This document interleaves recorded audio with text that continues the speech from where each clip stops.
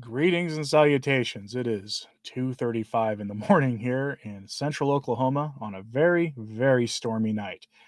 It's a miracle that I'm here doing this right now. We didn't lose power, although I did see the lights flicker a few times, but um, we dodged a pretty big one tonight here. Not a tornado or anything like that, but there was apple, I think it was, or baseball-sized hailstones reported in the town about 12 miles west of us from a storm that skirted the southern edge of my town. I guess it picked up steam before it hit them.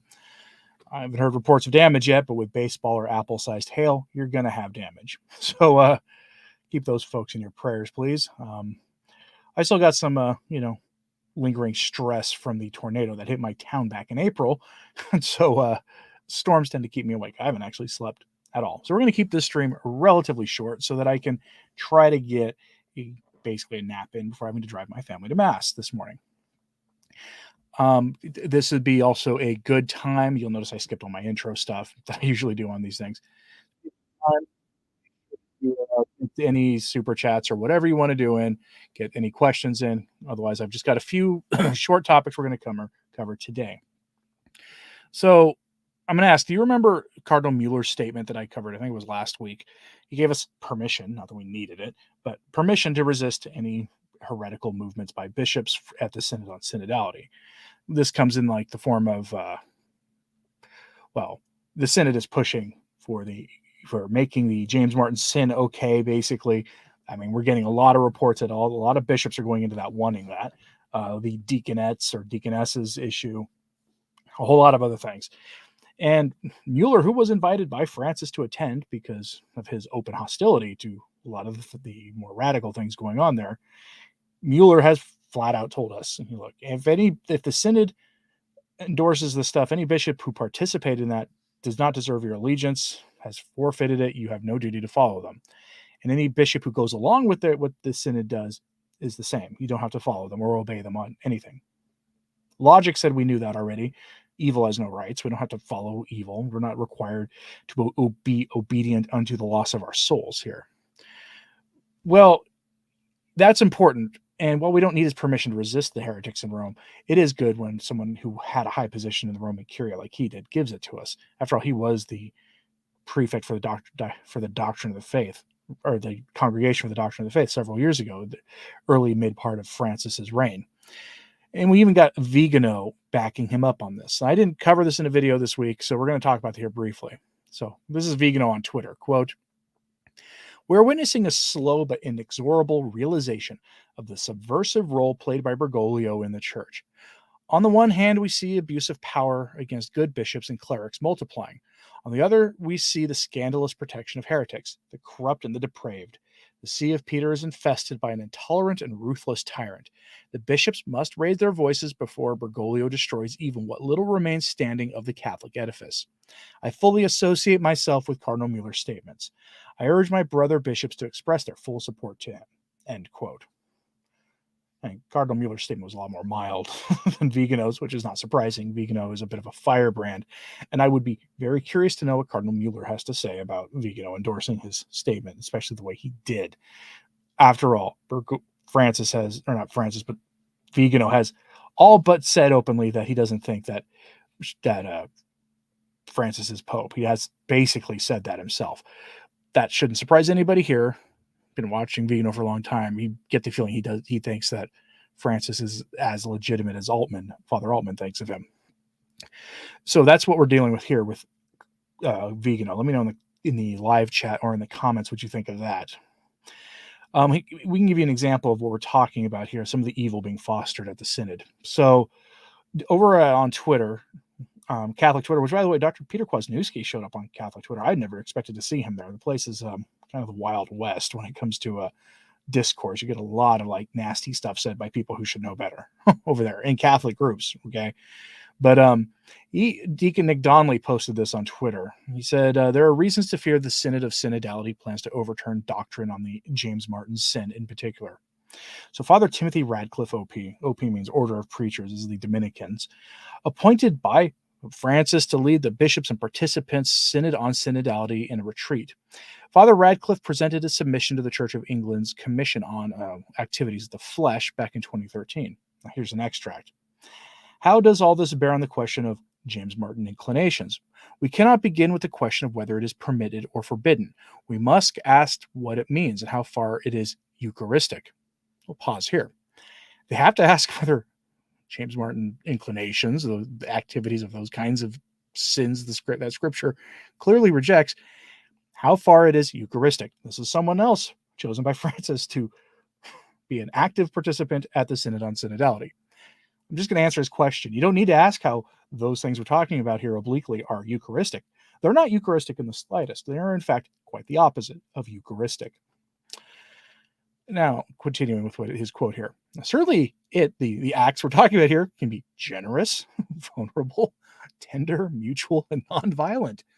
So in many ways, I think it can be expressive of Christ's self-gift. We can also see how such desires can be expressive of mutual fidelity, a covenantal relationship in which two people bind themselves to each other forever.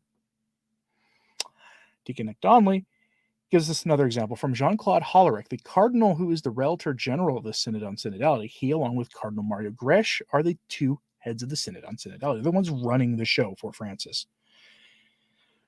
In 2022, he gave an interview with German Catholic news agency KNA, and here he said this, quote, he was asked, how do you get around church's teaching on the sin we're talking about here, and how the church has always said it's a sin? And he replied, I believe that this is false, but I also believe that we are thinking further about the teaching. So as the Pope said in the past, this can lead to a change in teaching. So I believe that the sociological scientific foundation of this teaching is no longer correct. What one formerly condemned was the former name of the act by the same name, which these guys usually distinguish as being involuntary, as opposed to what they're talking about. Now, on the side, he goes on to describe the act, and we'll just say, and this is a very weird way he goes on to describe it, that I can't really use on YouTube without getting in trouble, so we're going to just sort of casually skip over it. But no, it's indecent in just the weirdest way possible. But then he says this, quote, there is no mention of these inclinations at all in the New Testament. Fact check false. There's only discussion of these kinds of acts, which were to some extent pagan secret acts. That was naturally forbidden. I believe it is time for us to make a revision in the basic foundation of the teaching. End quote. So he's wrong there. And he's so wrong, it's almost funny. Except what we're talking about here is something that most people just find naturally off-putting, to put it very mildly. This is not something that normal, I would say, Catholics from earlier than 20 years ago would have had a problem with rejecting. But now, those of us who have a Catholic view of things find ourselves to be in the minority. I don't know what he means when he says it's not in the New Testament. St. Paul writes about it in his letters. I believe it's in Romans that he writes about it. It's this kind of disconnect from reality that we're seeing play out in the Synod, and it should not surprise anybody in the slightest. As a traditionalist Catholic says in the chat here, it's not even open for discussion. That's true. It is not open for discussion, and yet here we are. In fact, talking about all of this because they're going to be doing this behind closed doors. By the way, remember this, it's going to be behind closed doors. So because they don't want to cause scandal. And we'll go over this more later in the week, because I been working on a video for the channel about some of the new faces that are going to be showing up at the Synod, some of which are colorful characters. Some of them are, and some who are Bergoglians, as Vigano would call them, who have stepped away from the synodal process. And they did so for their own reasons.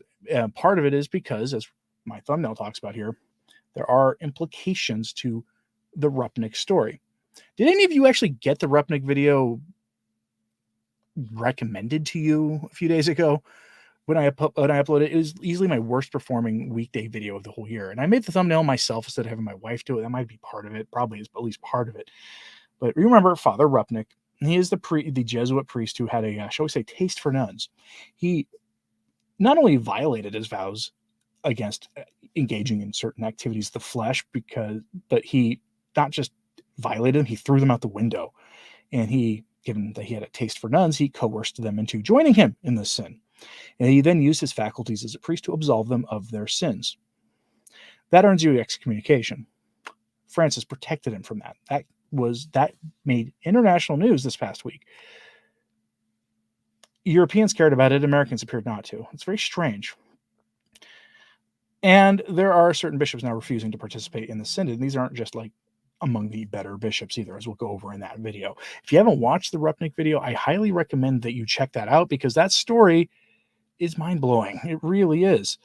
I will post a link to it here in the chat so that people can check it out after the stream is over, because you really should check that out. That's possibly the biggest story of the month, other than the Father Altman, Bishop Strickland stuff. Is just, for whatever reason, the Father Rupnik story has been ignored by a lot of people. Mary Woolley says the outlook for the synod looks bleaker by the day. I will stick to my prediction, even if and maybe I'll be wrong about this. I'm not an infallible authority. There's no magisterium of Anthony Stein here, okay? But my prediction is, like we saw with the Instrumentum Laboris, the bishops at the synodal meeting will make a pretty radical ask. And then Francis will issue a document sometime in 2024 or 2025 that says, no, but. And he'll give them the more moderate version. And it'll make him look like a moderate. And in reality, what he will do is going to be very, very not moderate in the slightest. It'll actually be pretty radical, just not as radical as the bishops, what they're asking for. We saw this with the Mors Laetitia.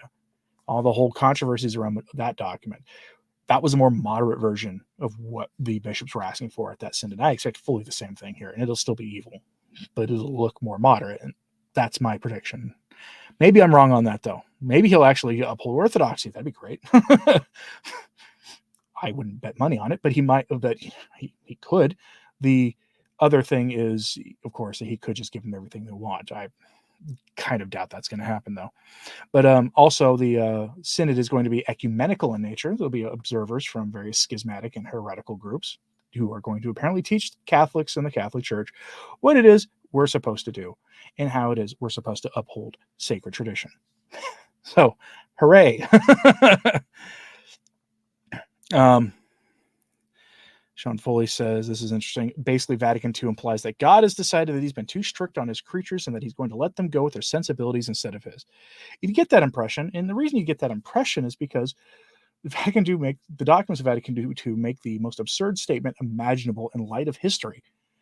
They said in the early mid-1960s that the human beings had now a new and better understanding of human dignity. Think about the events of the 20th century, not just that preceded it, but what came that decade and immediately afterwards. Here in America in 1973 with a certain Supreme Court case, cases that preceded it, that in the 1960s, the consequences of it. Anybody who says that with a straight face doesn't know what they're talking about. That is a factually inaccurate statement. Again, made in a formal document of a church council.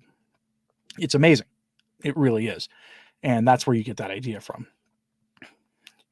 I do have Bishop Strickland in there. There was he gave an update here, and a lot of you won't like this update, but he gave an update that he published it the same day that I published something else from him this past week, so I didn't run it on the channel. But I'm just going to read it from my phone here. It's actually really short. He published this on the 20th of September, 4 days ago. He says, "Dear flock of the Diocese of Tyler, I realize you may have heard information about me that is concerning and possibly confusing. I thought it would be good for you to hear directly from me. Hopefully, I can alleviate some concerns and clarify any confusion. As you probably know, there was an apostolic visitation of the diocese conducted the week of June 19th to the 24th. Bishop Kikanis retired from Tucson, Arizona, and Bishop Sullivan from Camden, New Jersey, spent the week interviewing various people about the condition of the diocese and concluded by interviewing me. I have not heard from any church official from Rome since the visitation concluded on June 24th. I was not given a reason for the visitation, and I have not yet received any reports since. Last week, an article was published on a website called The Pillar, and the article alleges that the meeting was held with Pope Francis, where some of the members of the Congregation for Bishops recommended that I be encouraged to resign as the Bishop of Tyler. Let me be clear that I have received no communication from Rome regarding this. At this point, it is simply an article discussing supposed leaked information from the Vatican. I have said publicly that I cannot resign as Bishop of Tyler because that would be me abandoning the flock that I was given charge of by Pope Benedict XVI. I have also said that I will respect the authority of Pope Francis if he removes me from office as Bishop of Tyler. I love Jesus Christ and the Catholic Church, which he established. My only desire is to speak his truth and live God's will to the best of my ability. In closing, let me share my profound gratitude for the support and prayers that so many of you have expressed to me. I continue to love serving you as your shepherd, and thankfully, during all of this, I have been able to visit many of your parishes and celebrate our Catholic faith with you. I am blessed in my personal prayer, in which I feel very close to the Lord and supported by the Blessed Virgin Mary and all the saints. Your prayers are a tremendous support as well. I am at peace with whatever the Lord's call for me is. Let us continue to pray for Pope Francis, the Church, and the Diocese of Tyler that we call home. God bless you and all who are dear to you. Sincerely in Christ's name, Most Reverend Joseph E. Strickland, Bishop of Tyler. So there he reiterates that he is going to, if not resign, but if Francis replaces him as the Bishop of Tyler, he will go along with that.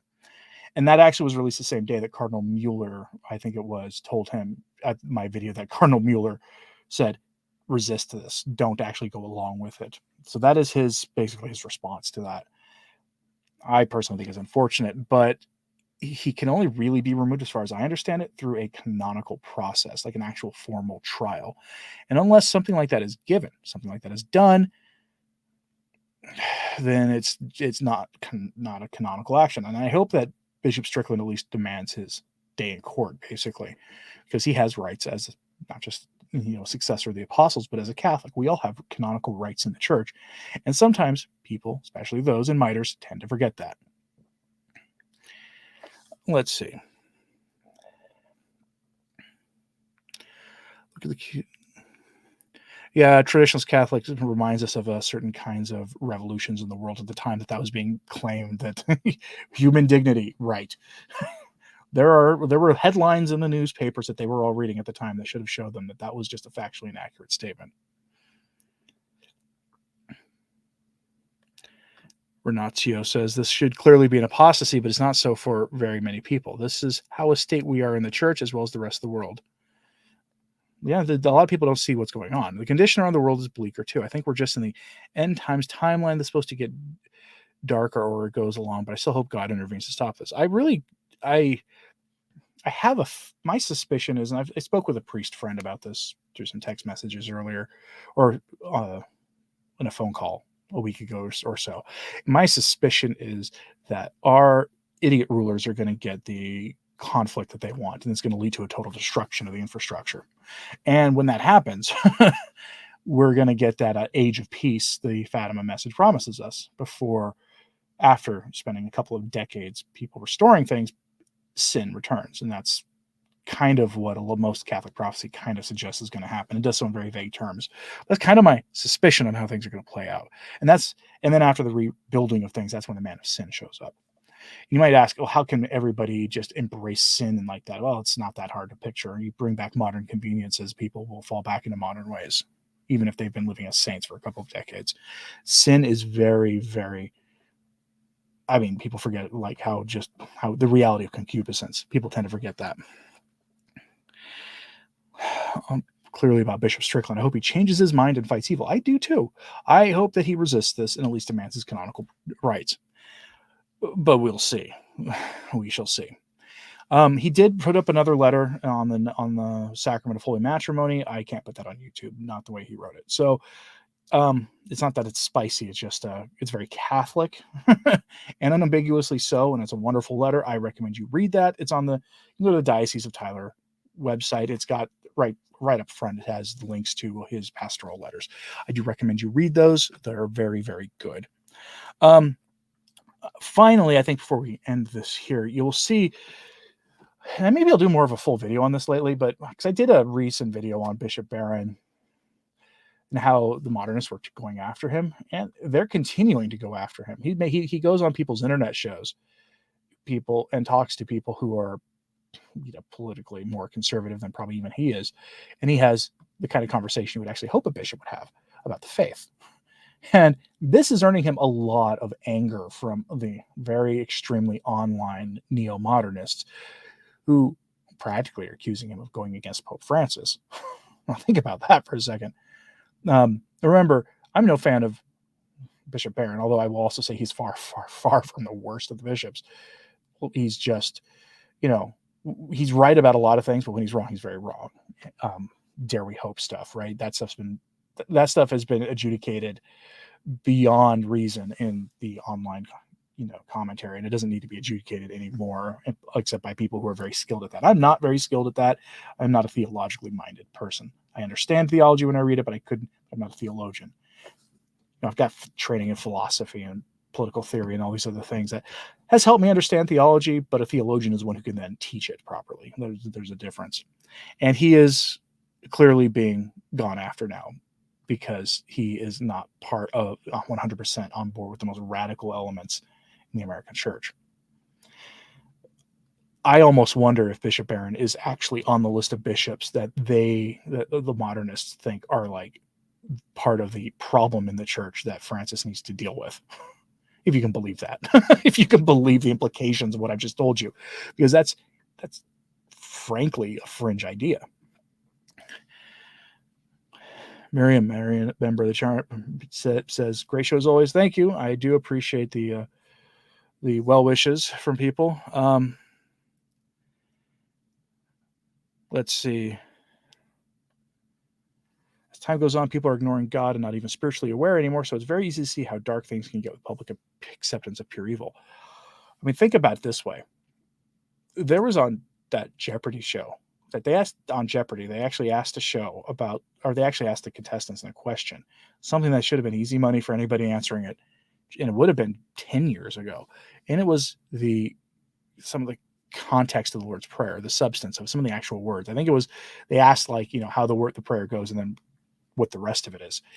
And everybody on their panel, the smartest people apparently among normal people in America, got the question wrong. Every single one of them. And this is the Lord's Prayer. Think about that. That tells you the state of the culture, that we have gone so far away from our own Christian roots as a people that we no longer, that the average person couldn't tell you what the Lord's Prayer is anymore.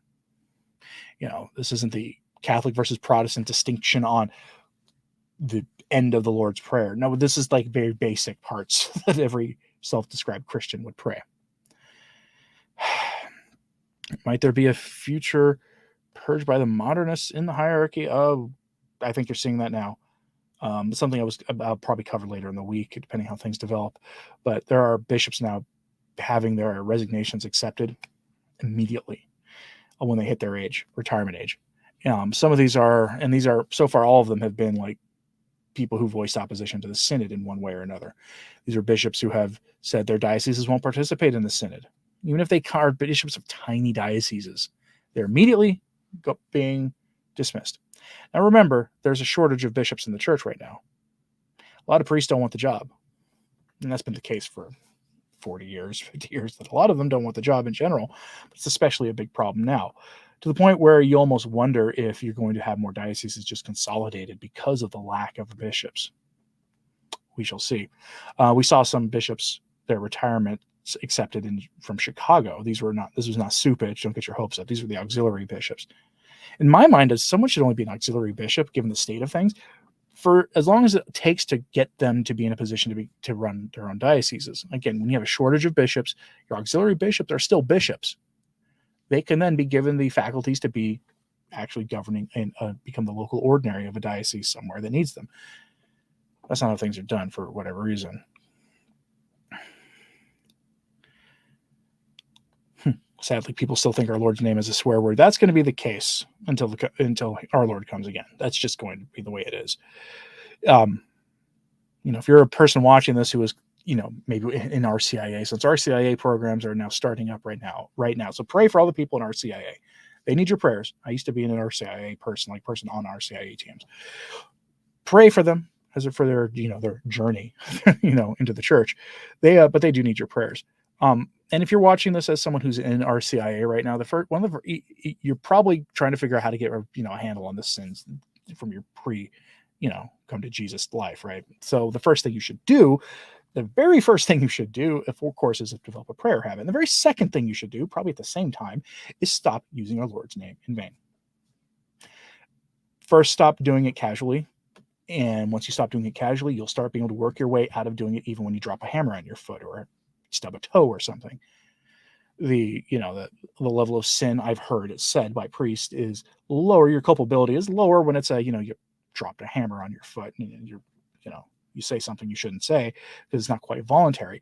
But when you get a handle on that in your regular life, guess what's going to happen? You're going to get a handle on that also in those more extreme circumstances.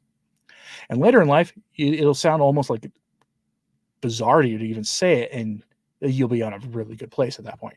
Those are the first things I would do. So the first things I did when I came to the church myself years ago.